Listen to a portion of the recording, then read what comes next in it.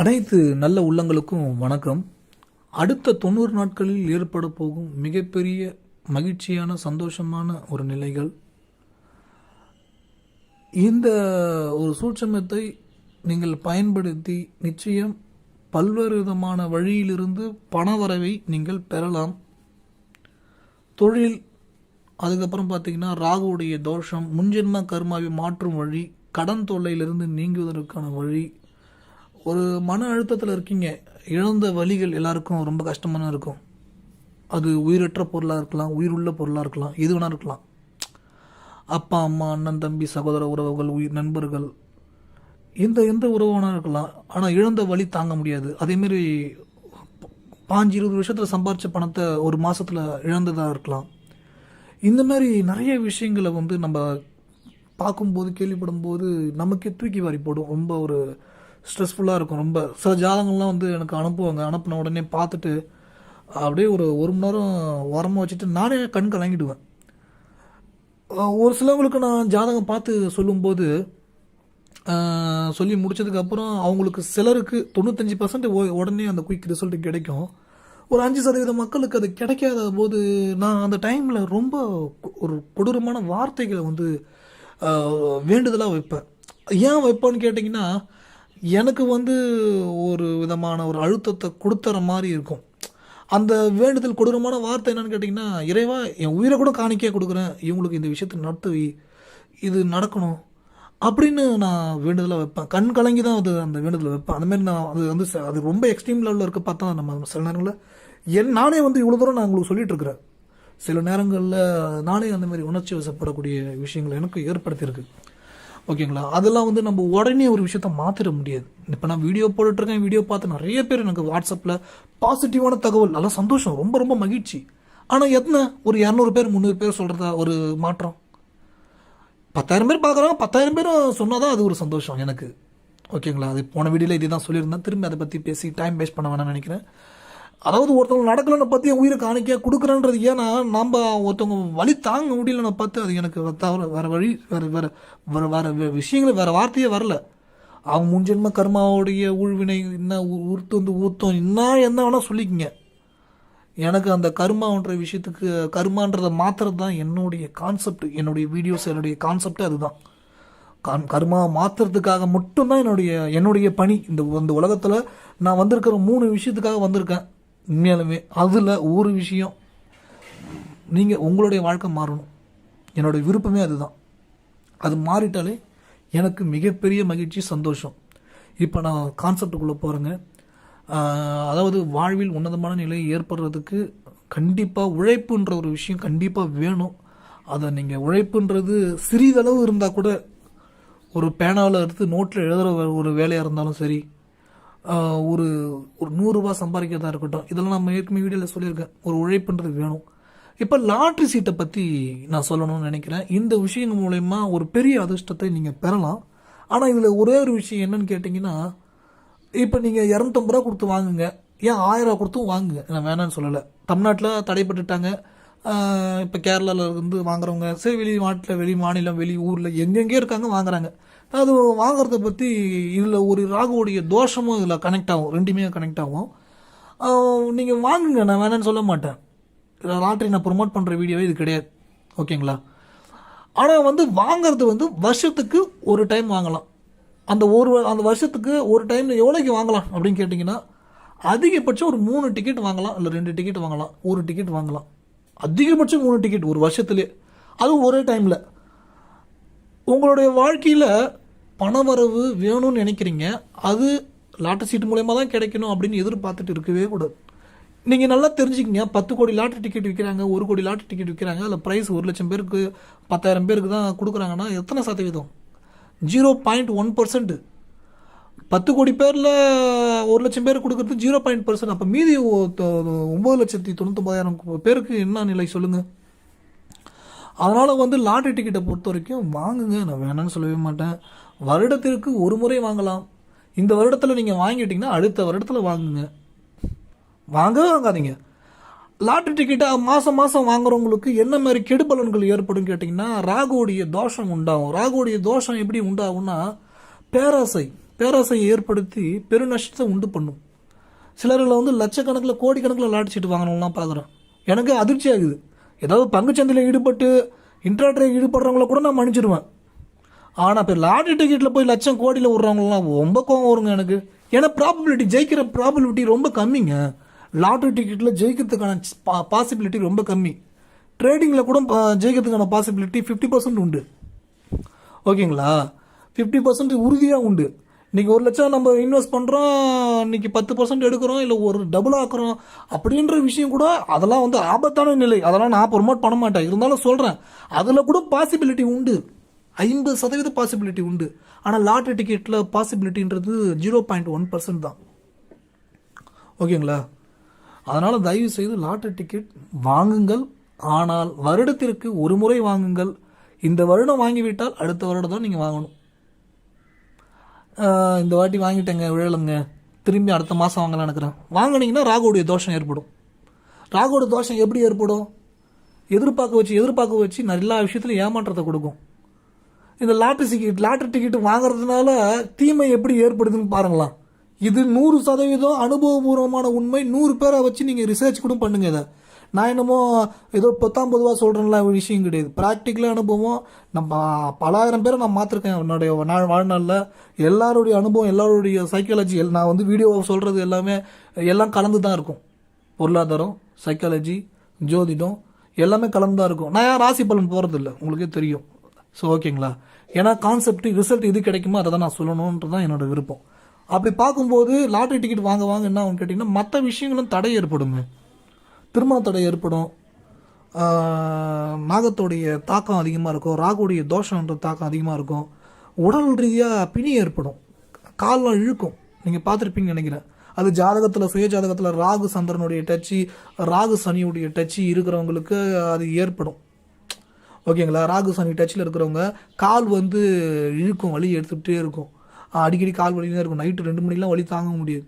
அவங்களுக்கு வந்து ஏக்கத்திலே இருப்பாங்க. எப்படி ஏக்கம்னா, இறைவா எனக்கு வந்து கிடைக்காதா, இறைவா எனக்கு ஏதாவது பணம் கிடைக்காதா, ஏதாவது ஒரு அதிர்ஷ்டம் கிடைக்காதா, ஏதாவது நான் முன்னேற முடியாதா, அப்படி இப்படின்னு ஏக்கத்திலே இருப்பாங்க. அவங்க அந்த ஏக்கத்தை விட்டால் மட்டும்தான் அந்த கால் வலி சரியாகும். நீங்கள் போய் லட்சக்கணக்கில் செலவு பண்ணுங்கள் இப்போ அந்த ட்ரீட்மெண்ட்டு, கண்டிப்பாக சரியாகுது. ஏக்கத்தை விட்டால் ராகுவுடைய தாக்கம் நீங்கிவிடும். லாட்டரி டிக்கெட்டு வருடத்திற்கு ஒரு முறை வாங்கலாம், தவறில்லை. மாதம் வாங்குபவர்களுக்கு ராகுவுடைய தோஷம் கடுமையாக இருக்கும். தலைமறைவாக வேண்டியது இருக்கும். அலைச்சல் அதிகமாக ஏற்படும். எந்த ஒரு முயற்சி எடுத்தாலும் அதில் தோல்வி அடைய வைக்கும். இவ்வளோ விஷயங்கள் இருக்குது. இதை நீங்கள் மிகவும் புரிந்து கொள்ள வேண்டும். மிக மிக அவசியமான ஒன்று.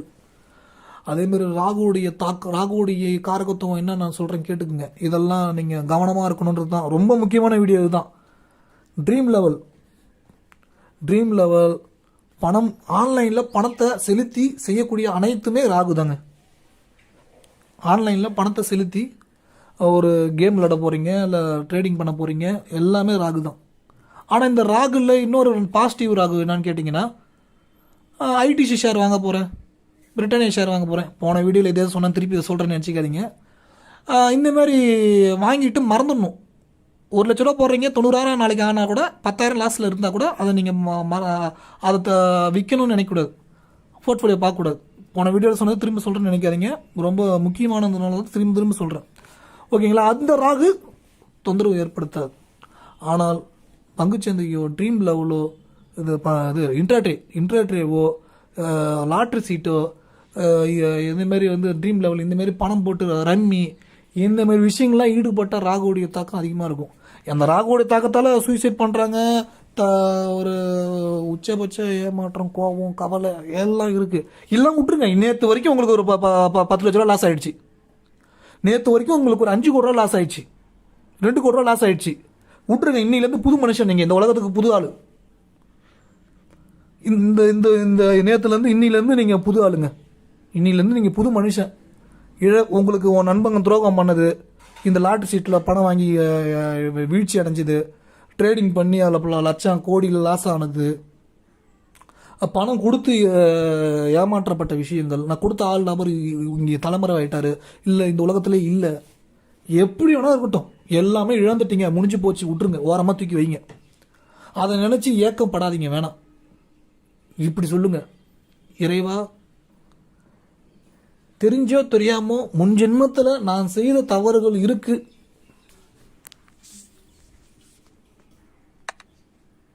முன் ஜென்மத்தில் நான் செய்த தவறுகள் இருக்குது. ஆனால் அந்த தவறுக்கு நான் மன்னிப்பு கேட்டுக்கொள்கிறேன்.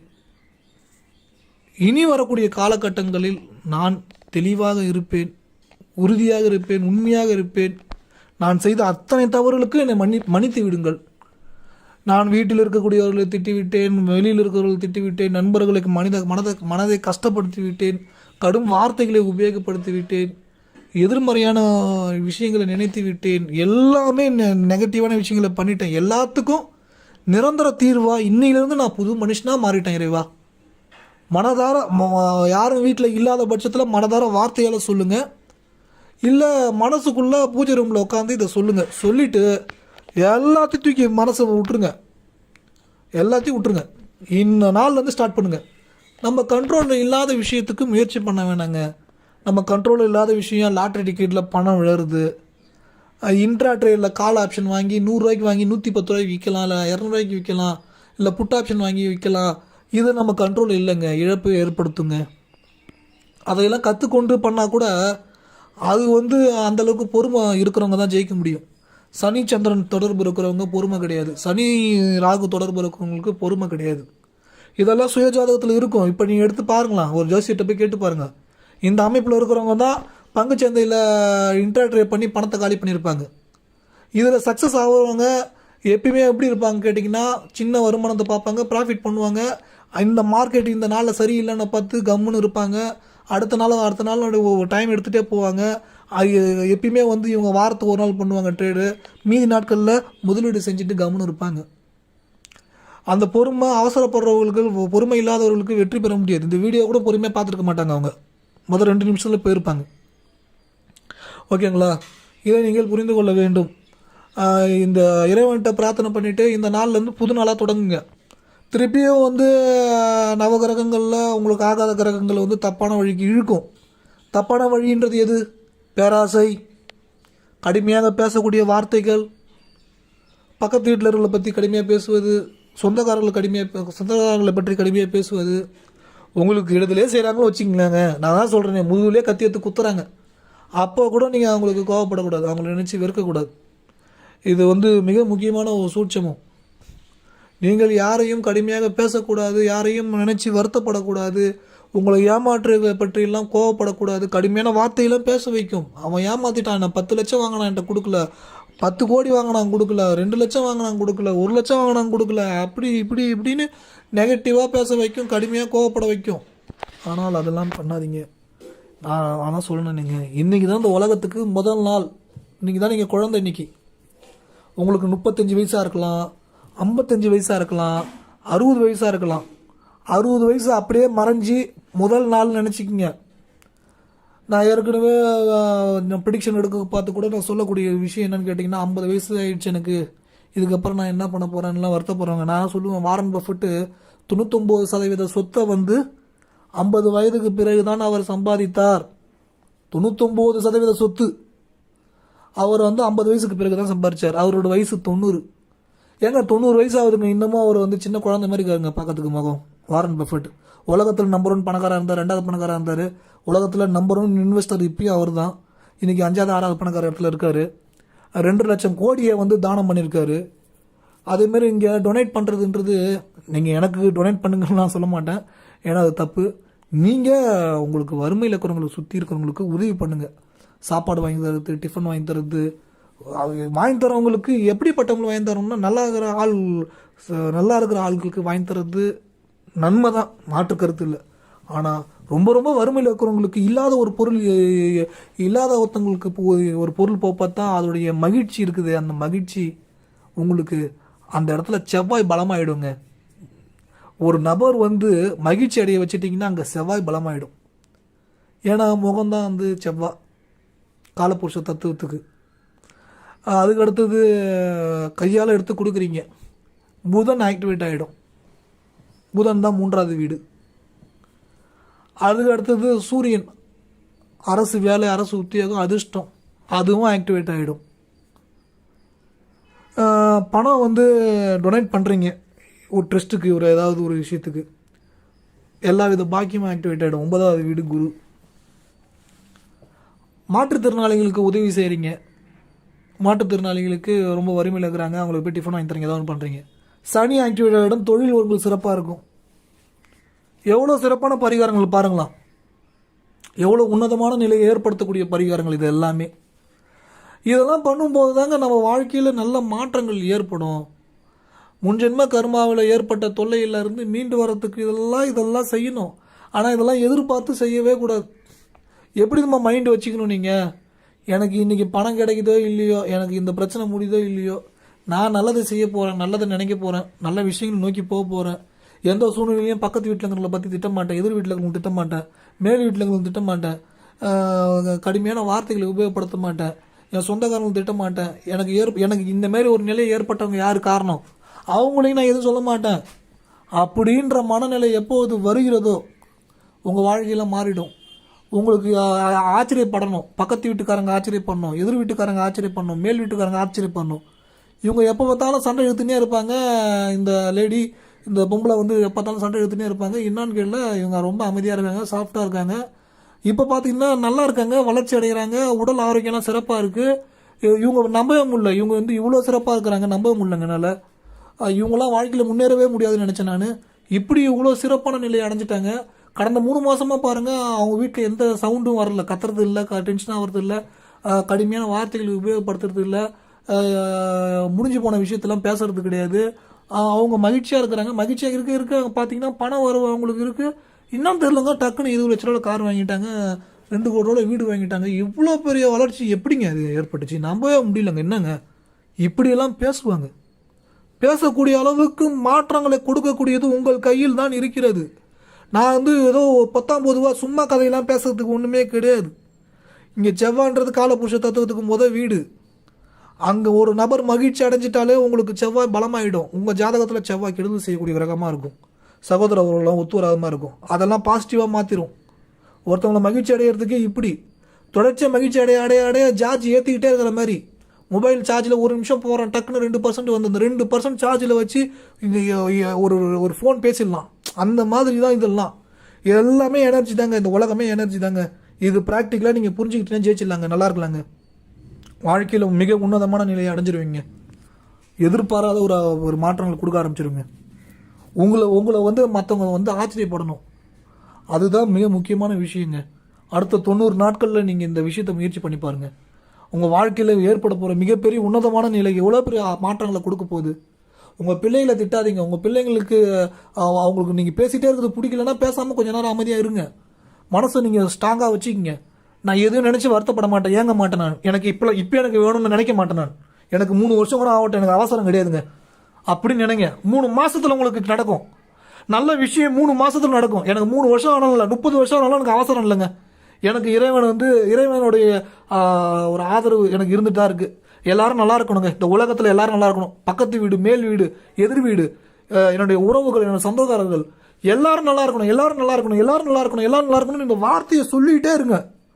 மனசுக்குள்ளே சொல்லுங்கள். வார்த்தையை வெளியே சொல்ல பார்த்து மற்றவங்க பார்க்குற இது சரி வராது. யாரும் இல்லை பூஜை ரூமில் இருக்கிறீங்கன்னா, யாரும் வீட்டுக்குள்ளே இருந்தாலும் வார்த்தையில் லேசாக பொறுமையாக சொல்லுங்கள். சொல்லிகிட்டே இருங்க. இது மனசுக்குள்ளே சொல்லிகிட்டே இருங்க. 1 மணி நேரத்துக்கு ஒரு வாட்டி சொல்லிகிட்டே இருங்க. டெஸ்ட் பண்ண இந்த இடத்துல ஒரு நபர் வருவார். எப்படி வருவார்? அது உங்கள் கணவராக இருக்கலாம், உங்கள் மனைவியாக இருக்கலாம், உங்கள் நண்பர்களாக இருக்கலாம், யாரெல்லாம் இருக்கலாம். உங்களுடைய ஈகோ தூண்டுற மாதிரி கடுமையாக ஏதாவது பேசுவாங்க, முடிஞ்சு போன ஏதாவது விஷயம் பேசுவாங்க. அந்த நேரத்தில் நீங்கள் மறுபதிலடி கொடுக்குவதை தவிர்த்து விட்டு அந்த இடத்த விட்டு நகர்ந்து விட வேண்டும். இதுதான் முதல் பரிகாரமே. ஓகேங்களா? இந்த இடத்துல இதை தான் பண்ணணுமே தவிர நீ தான் பண்ண அவன் தான் பண்ணான் அப்படின்னு சொல்லிட்டு கெட்ட வார்த்தை திட்டுறது, பசங்களை திட்டுறது, தாயை திட்டுறது, தந்தையை திட்டுறது, சகோதரரை திட்டுறது, இந்த மாதிரிலாம் பேசிட்டு இருந்தீங்கன்னா வாழ்க்கையில் உருப்படவே முடியாது, முன்னேறவே முடியாது நண்பர்களே. தயவு செய்து சொல்கிற ப்ராக்டிக்கலான உண்மை. இதெல்லாம் அனுபவபூர்வமான உண்மை. நம்ம பார்த்துட்ருக்குறோம், எல்லா இடங்களும் பார்த்துட்ருக்கோம், ஜாதகம் பார்த்துட்ருக்குறோம். பெரிய பெரிய விஐபிஸ்லேருந்து நான் பெரிய பெரிய மல்டி மில்லியனர், எம்எல்ஏ, மினிஸ்டர்ஸ், டிஐஜின்ட்டு இவ்வளோ பெரிய பெரிய பொசிஷனில் இருக்கிறவங்க எல்லாருக்கும் நான் அட்வைஸ் கொடுத்துட்ருக்கேன். என்னோடய கன்சல்ட்டிங் அவங்களுக்கு எல்லாமே சிறப்பாக தான் இருக்குது. நான் மற்ற வீடியோவில் கூட சொல்லியிருப்பேன், என்கிட்ட கூட ஜாதகம் பார்த்து உங்கள் காசை வேஸ்ட் ஆக்காதீங்கன்னு சொல்லுவேன். ஏன்னா நான் வீடியோ சொல்லக்கூடிய விஷயங்களே உங்களுக்கு இப்போ ரிசல்ட் கிடச்சிருங்க. அப்புறம் எதுக்கு நீங்கள் இந்த ஜாதகம் பார்த்து உங்கள் காசை வேஸ்ட் பண்ணுறீங்க? வேணாம், வேஸ்ட் பண்ணாதீங்க, தேவையில்லை. என்னுடைய ஃபீஸ் ரொம்ப அதிகமாக இருக்கும், தயவுசெய்து நீங்கள் வேஸ்ட் ஆக்காதீங்க, வீணாக்காதீங்க, உங்கள் பணத்தை வீணாக்காதீங்க, வேணாம். நான் சொல்கிற விஷயத்த ஃபாலோ பண்ணுங்கள். ஏதாவது ரொம்ப இம்பார்ட்டண்ட்டான ஒரு முடிவு எடுக்க போகிறீங்கன்னா, ரொம்ப ரொம்ப முக்கியம், ஒரு கோடி கணக்கில் இன்வெஸ்ட் பண்ணுறதோ ஏதாவது ஒரு ரொம்ப முக்கியமான விஷயம்னா எங்கிட்ட ஜாதகம் அனுப்புங்க, பார்த்து சொல்கிறேன். தேவையில்லாமல் உங்கள் பணத்தை என்னிடம் கொடுத்து வீணடிக்க வேண்டாம் ஜாதகம் பார்ப்பதற்கு.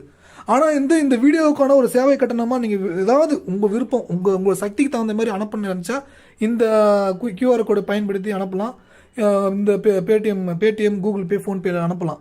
இது கூட விருப்பம் இருந்தால் அனுப்புங்க, நான் வந்து கட்டாயப்படுத்தக்கூடாது. உங்கள் விருப்பம் இருந்தால் அனுப்புங்க. எல்லாம் நல்லதே நடக்குங்க, நல்லதே நடக்கும், நல்ல மாற்றங்கள் ஏற்படும். இந்த வீடியோவை இன்னொரு வாட்டி பார்க்கும்போது கூட உங்களுக்கு புரியும். இந்த வீடியோவை ஷார்ட்டாக பார்த்தவங்க, 2 நிமிஷம் பார்த்தவங்கலாம் வந்து கண்டிப்பாக அவங்களுக்கு நான் சொல்கிற விஷயம் புரிஞ்சிருக்காது. மறுபடியும் கூட பாருங்கள். இந்த விஷயத்தை ஃபாலோ பண்ணிட்டீங்கன்னா நீங்கள் நினச்சதை விட 1 மடங்கு அதிகமாகவே கிடைக்கும், 10 மடங்கு அதிகமாகவே கிடைக்கும் மாற்றங்கள். அது பொருளாதார ரீதியாக எல்லா நிலையிலுமே நல்ல ஒரு மாற்றத்தை நீங்கள் பார்க்கலாம், உறுதியாக பார்ப்பீங்க. 90 நாட்கள் இது ஒரு பயிற்சி, டெஸ்ட் மாரி வச்சு பண்ணுங்கள்.